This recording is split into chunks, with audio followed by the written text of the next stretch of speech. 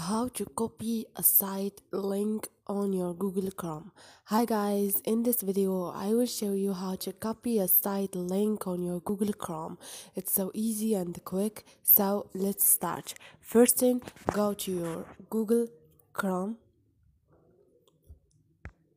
and now this is your sites. For example, choose the first one and click on the share icon beside those 3 points. And now all you need to do is look at the bottom and there is copy link. Click on it, and like you see, link have copied. Now you can share this link to other apps or to your friends. Let's do it again and click on the copy link, and this is it. So this is it guys, hope this video was helpful to you, and if you like the video, don't forget to subscribe and like.